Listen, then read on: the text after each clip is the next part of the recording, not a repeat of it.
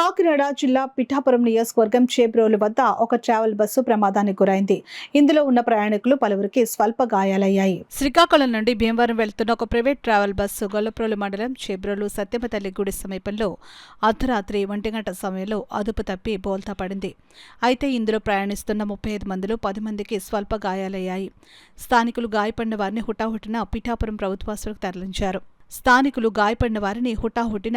పిఠాపురం ప్రభుత్వాసుపత్రికి తరలించారు. అయితే ప్రమాదంలో ఎవరికీ పెద్దగా గాయాలు కాకపోవడంతో అందరూ ఊపిరి పీల్చుకున్నారు. గొల్లప్రోలు పోలీసు సిబ్బందితో కలిసి పిఠాపురం సీఐ జి శ్రీనివాస్ సంఘటనా స్థలానికి వెళ్లి పరిశీలించారు.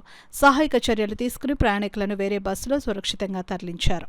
పిఠాపురం సర్కిల్ పోలీస్ స్టేషన్ పరిధిలో ఉన్నటువంటి గొల్లప్రోలు పోలీస్ స్టేషన్ పరిధిలోని దుర్గాడ సమీపంలోని 216 హైవే మీద రాత్రి అర్ధరాత్రి కాడ ఒక బస్సు ఒకటి ట్రావెల్ చేసేటువంటిది పక్కనున్నటువంటి పంట పొలాల్లోకి వెళ్ళిపోయి తిరగబడి 24 మంది పాసింజర్స్ వీళ్ళందరూ కూడా శ్రీకాకుళం నుంచి బయలుదేరి భీమవరం వెళ్తున్నటువంటి వాళ్ళు.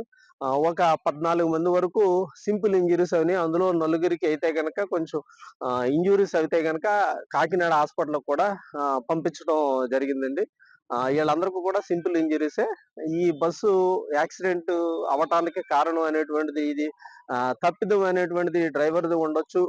లేకపోతే టెక్నికల్ గా ఈ పర్మిట్ ఉన్నదా లేదా, లేకపోతే ఈ ట్రాన్స్పోర్టేషన్ చేయటానికి పర్మిట్ ఉన్నదా లేదా అనేసి, లైసెన్స్ ఉన్నదా లేదా అనేటువంటిది కూడా ఏదైతే ఎంవిఐ గారిని కూడా పిలిపించడం జరిగింది. ఇవన్నీ కూడా కేసు రిజిస్టర్ చేసి దర్యాప్తు చేస్తున్నామండి.